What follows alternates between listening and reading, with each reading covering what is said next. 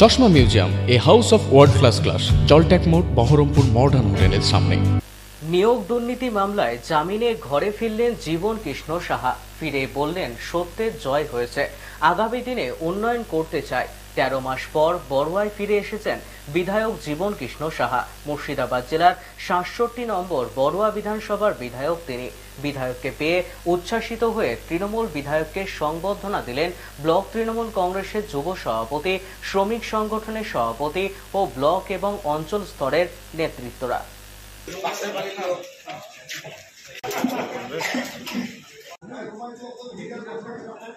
আমাদের দলের সর্বময় নেত্রী মাননীয় মমতা বন্দ্যোপাধ্যায় সদা সর্বদা একটা কথা বারবার বলে থাকেন যে মানুষের সঙ্গে, মানুষের সাথে, জনগণের সঙ্গে জনগণের কাজ করতে হবে আর সদা সর্বদা সত্যের পথে চলতে হবে।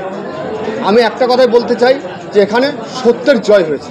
তাদের উদ্দেশ্যে একটা কথা বলতে চাই যে আমাদের নেত্রী, আমাদের গভর্নমেন্ট, আমাদের সরকার যেভাবে মানুষের কাজ করেছে, আমি তার সেতুবন্ধন ছিলাম যে মমতা ব্যানার্জির উন্নয়ন যেন প্রান্তিক মানুষের কাছে যেন পৌঁছানো যায় সেই ব্যবস্থা করেছিলাম এবং পরিষেবা মানুষের কাতারে কাতারে পেয়েছে। তার সেই ফলশ্রুতি আজকে আমি পাচ্ছি। আমি একটা কথাই বলবো, আমাদের নেত্রী মাননীয় মমতা বন্দ্যোপাধ্যায়ের যে উন্নয়ন, সেই উন্নয়ন গ্রামের মানুষের কাছে, প্রান্তিক মানুষের কাছে যখন পৌঁছে যাবে, দেখবেন সত্যি মানুষ মমতা ব্যানার্জি ছাড়া কিচ্ছু চেনে না।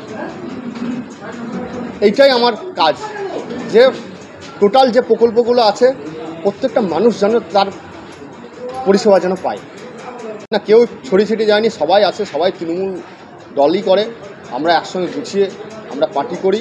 হয়তো সাময়িক পরিস্থিতির জন্য কিছুটা একটা শক হয়েছে, কিন্তু আমি মনে করি সবাই তৃণমূলে আছে, তৃণমূল দলটা একদম ঝাঁপিয়ে পড়ে তারা করবে এবং সর্বোপরি রেজাল্ট দেখবেন ভালো হবে। লোকসভার রেজাল্ট 100% আমাদের প্রার্থী জয় হবে। ইউসুফ পাঠান একদম লক্ষ ভোটে জয় হবে এবং বনগাঁ থেকে ব্যাপক লিড পাবে।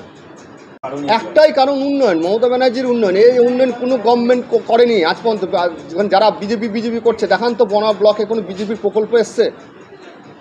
যা একটা প্রত্যেকটা মানুষের ঘরে, প্রত্যেকটা জনগণের ঘরে, প্রত্যেকটা পরিবারের ঘরে মমতা ব্যানার্জির প্রকল্প আজকে। শুধু একদিনের জন্য, 5 বছর যখন হয়েছে, 5 বছরে একবারের জন্য শুধু ভোট চাইতে আসে, তাছাড়া সারা বছর দেখা যায় না, মানুষের পাশে থাকে না। তাকে মানুষ বয়কট করেছে, জনগণ বয়কট করেছে। একটা কথা বলবো, আমাদের অনারেবল কোর্ট যা রায় দিয়েছেন, সে রায় মাথা পেতে নিয়েছি এবং আগামী দিন এই বিচার হয়ে যে রায় হবে সেই রায়ও আমি মাথা পেতে নেব। আর সর্বশেষ একটা কথা বলতে চাই, সত্যের জয় হয়েছে।